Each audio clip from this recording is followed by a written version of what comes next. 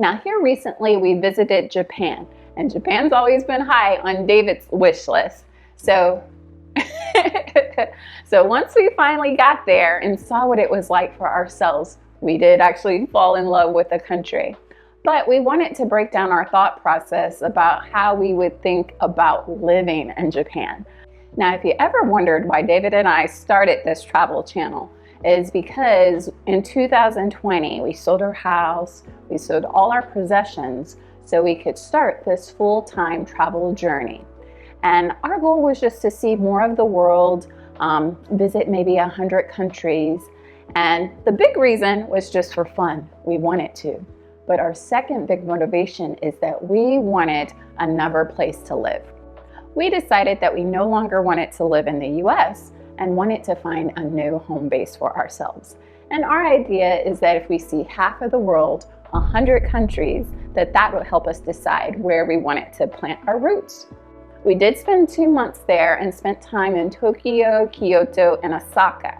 So we will be sharing our thoughts about what we think the pros and cons of living in Japan would be and what it would take for us to set up a residence there.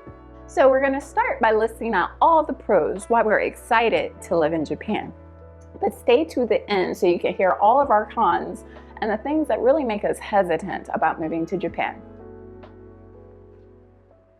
Well, hey world travelers, I'm Kendra Lucas. And I'm David Lucas of Lucas World Travel. So one of the first most obvious things you'll find when you get to Japan, especially if you happen to land in Tokyo, is that it is surprisingly big and it's surprisingly clean.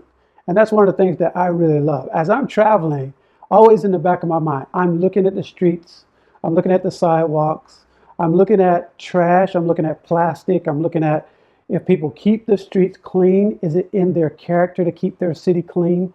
Is it in their nature to keep their place and their residence clean? Because that's very, very important to me.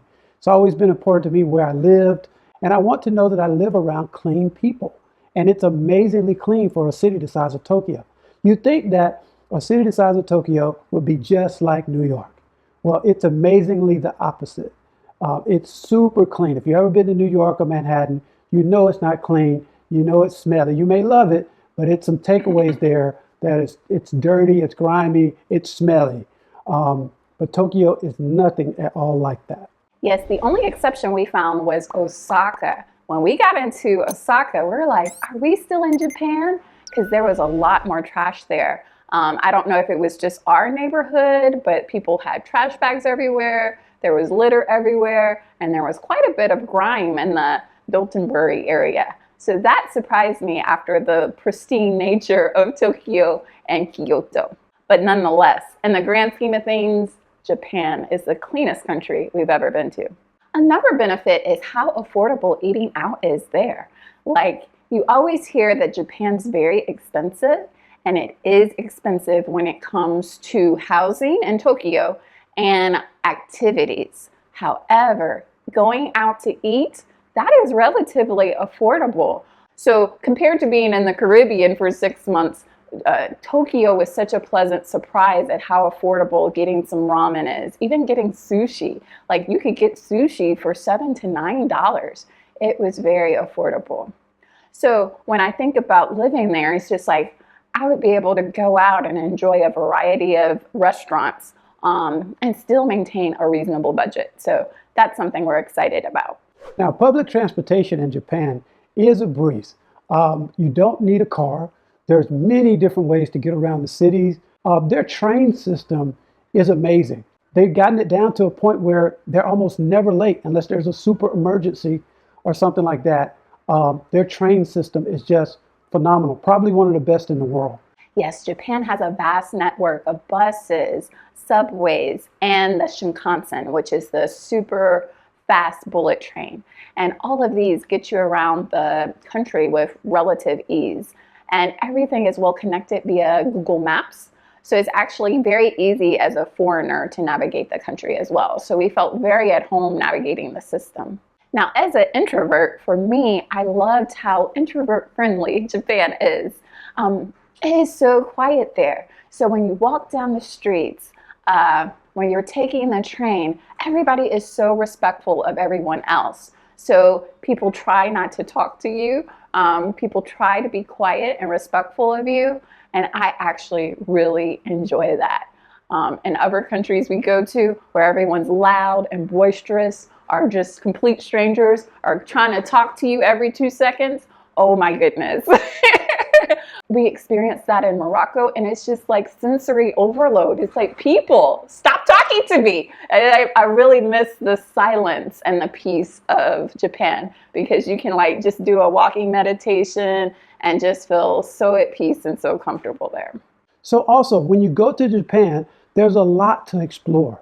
So naturally, you've got the temples, thousands of temples everywhere. You've got these beautiful gardens to see. So you're like walking back in time to see some of those things about how the samurais lived and how the traditional people lived in Japan. And then you're like walking into the future, because now you see all the big, beautiful, glamorous stores and shopping and food and sushi and all the other things that they have for you to check out and for you to enjoy. So you get to see this. And the thing about us is that we have a country that hasn't been around very long, but these countries have been around for thousands of years. And so they have so much to teach us, and there's so much history there that we can really take in and enjoy and learn from. And so it's really, really a big, beautiful place, and you're going to fill up your time trying to see and do everything. Yes, Japan is a place that I feel like we would never get bored in. So that appeals to me because I want to make sure that I always have something interesting to do, that there's a lot of variety in my life that's important to me. And I think Japan definitely checks that box. Now, I know this sounds weird, but like I said before, there are parts of Japan that are very affordable. As long as you stay outside of Tokyo for rent, I feel like we could live in an affordable cost of living. Like even rents in Kyoto and Osaka are way more affordable than Tokyo. Now, the problem for us is we love the vibe of Tokyo. We love the energy. So we probably would have to shell out that extra, $1,000 to live in Tokyo. But I really like that they do have affordable rents if you're outside of Tokyo. They have affordable groceries. They have affordable restaurants. And you can use public transportation, so you don't even need a car. They also have affordable health care. So there's just so many things going for it in the affordability range. So I was asked this question recently: why is it I love Japan so much? Okay, so for me personally and mentally, I like how everything runs smoothly in Japan. Everything in Japan makes sense to me. There's a lot of things back home in the States that never made sense to me. But the way that they do things in Japan, it works for the people. When they find something that is great for the city of Tokyo, for instance, they do it. They make it happen. If they find that it's gonna be better for their communities, better for their city, they're gonna figure out a way to make it happen. They're gonna do it. Keeping the community clean makes sense to me. Having toilets, public toilets that are amazing, that makes sense to me. Anything that they're doing, they pour their whole heart into, and they make it excellent. And you really feel that. Even if you're not from there, when you get there, you're gonna feel like they pour their whole heart into everything they do. And so for me, that is something I've always believed in. So for me, it makes sense. It just makes sense as a society to have a government and have a society as whole, as a community as whole, that does the best that they can with what they have. So that to me is amazing. Another thing that we loved about Japan is just how safe we felt. Like in Japan, people regularly just put their bag down at a table, go order food, be away, full 5 minutes, not even within eye shot of their bag, and they feel comfortable with that. That's how safe it is when it comes to, putting your stuff down. If you lose something, the chances of you finding it again are very high, because everyone has this high integrity, this high moral compass where they are not going to steal. So I really enjoyed being around that type of energy. Well, everyone was just so kind to each other. Everyone was respectful. There was nobody around trying to do you harm, trying to steal your belongings. So as a traveler, you're always worried about pickpockets. You don't have to worry about that in Japan.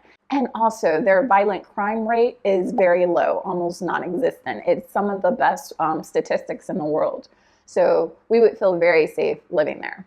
Another thing I truly loved about Japan is that everything is super convenient with the convenience stores and such. Like you really can get food at a 7-Eleven in Japan. You can like really have a nice meal out of a 7-Eleven or at a convenience store or something like that. And it's just amazing to be able to have that convenience. Like you go right downstairs and it's there. You don't have to travel 15 minutes or 20 minutes to get a nice dinner. If you just, if you want to do something in a hurry, you can still get a valuable meal. And it doesn't have to be McDonald's or Burger King or something like that. And every single neighborhood has it. It's not like you have to be in a specific neighborhood to have this. Everybody has this. So one of my friends even told me, she says, all of the communities have these things. So as a Japanese person, you very rarely go all over Japan because you don't have to go. All of the communities have everything right there. Of course, we want to see everything, so we go. But if you live in Japan, you don't really have to because everything's there. It's convenient. It's made for you to be there. And as an American, I especially love that Japan has no tipping culture. So talk about a way to save money when eating out. I don't have to worry about adding an extra 20% to everything. The price you see is the price you pay. It makes life so simple. And like literally, they'll look at you weird or they'll just give you your money back if you try to tip in Japan.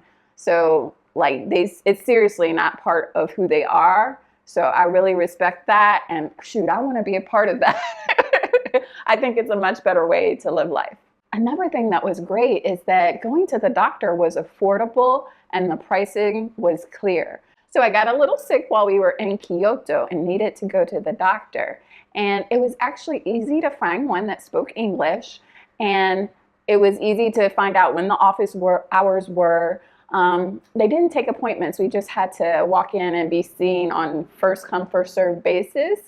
But I did get seen. Pricing was very clear. And it was so convenient because I saw the doctor and he prescribed the medicine and I didn't have to go to any extra pharmacies or anything like that. So, and I paid out of pocket and it wound up being maybe $60 or $70 in order to see the doctor and get medication. So in my opinion, that is very affordable. So I appreciate that without being in the National Health Service, without having insurance, I was still able to get great care for such affordable rates. So I've mentioned it before, but I want to highlight this even more. You can drink the water in Japan. You can flush the toilet paper in Japan. And the bathrooms are amazing. Okay. So it's like you're going to a private spa. One girl told me, she said, I went into their bathroom, but I didn't want to leave. It's like, it's one of those type of things because they're very, very nice. They're very, very well thought out. And yeah, the public bathrooms are just amazing. And sometimes you will have public bathrooms that have heated toilets. I mean, it's just their thing. Yeah, so some of the amenities the bathrooms have, like they'll have cleaner on the wall so you can clean the seat if you're a lady. Some have music so you can put on a sound to cover the sound of you doing any business in there. Also, the sounds are just relaxing as well. So that's why it feels like a spa because you can, sit down on a clean toilet. You can listen to music and you're just like, oh, this is the life. It's not every bathroom that has the music and the cleaner, but I'd say like a strong 30%, 40% of the toilets that I went to had that. So it wasn't like a rare occurrence. And also they have like a bidet feature as well, which is really jazzy and helps you be extra hygienic down there. So yeah, I definitely love the toilets. And as soon as I get a house, I am getting a Japanese toilet, even if I don't live in Japan. That's for sure.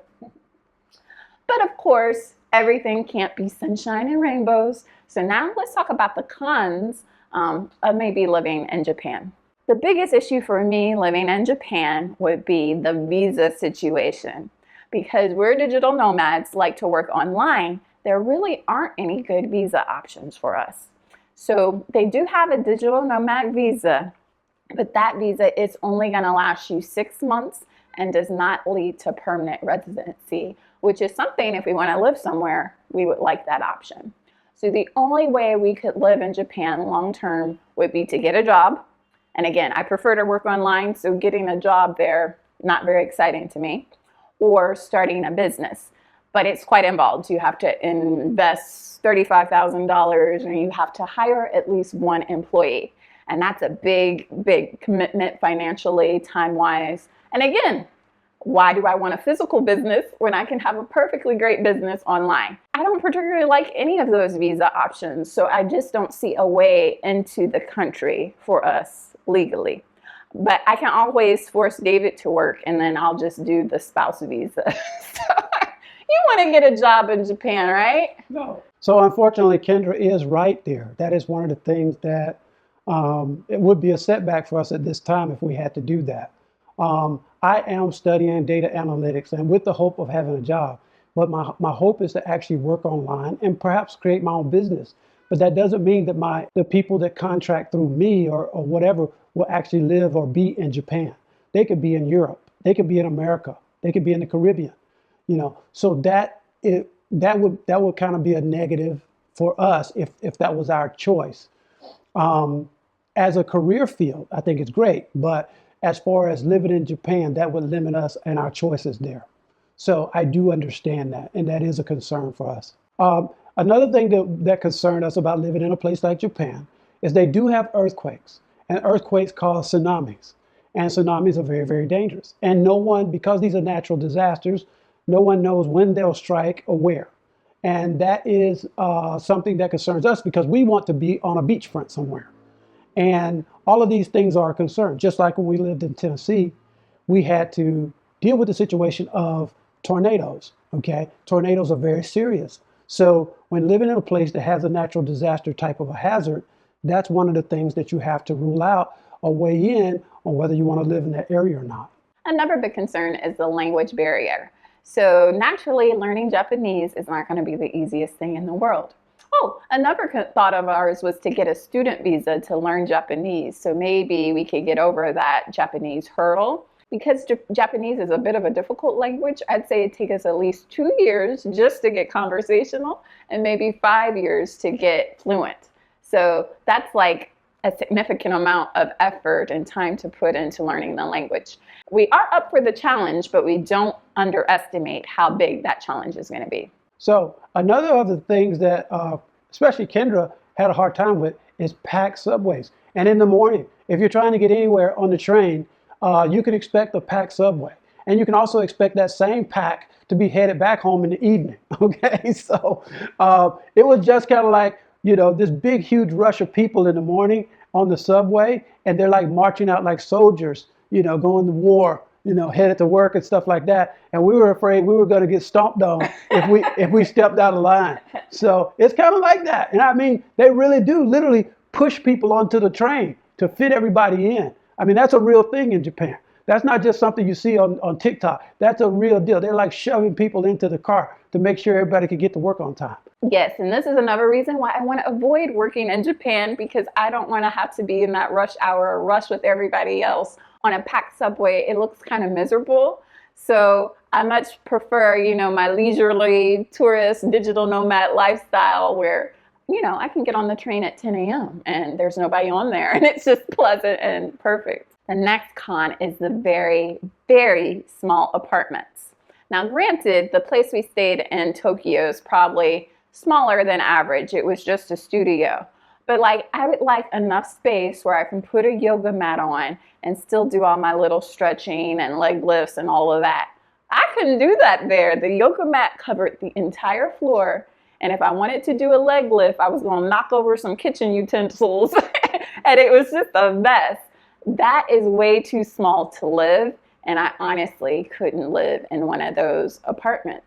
So either I would have to live in a more rural, more suburb place, or pay a lot of money for more square footage in Tokyo. So that's always a concern for me. If I'm considering living there long term for 10, 20 years, I want to feel comfortable in my home environment.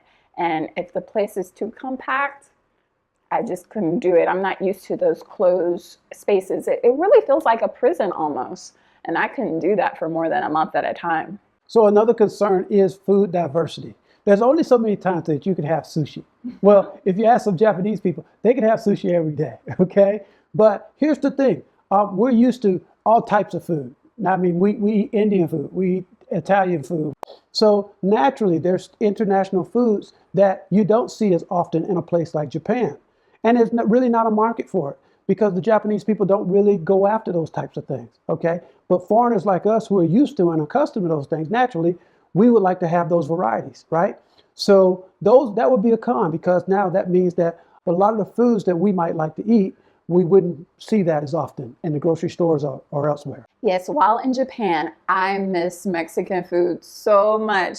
You can hardly find it anywhere, maybe just like one or two places. And it's like when we saw it, it's like, I have to have a burrito. I have to have some nachos. I missed it so much. And once you get outside of Tokyo, international food is even harder to find.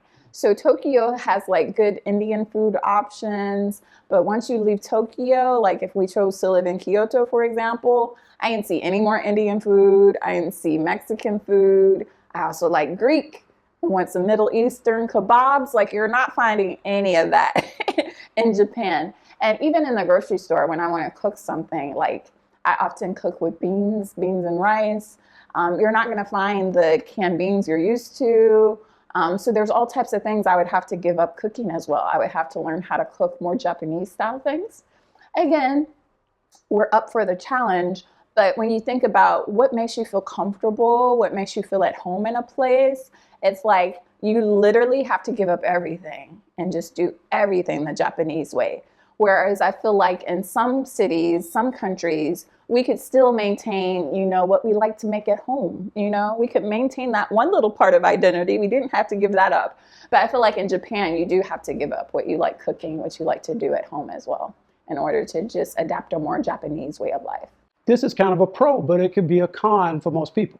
So in Japan, they believe that everybody should be responsible for their own trash. For me, that's a pro. I love it, okay? But the idea behind it means that there's no trash cans publicly to put your trash in.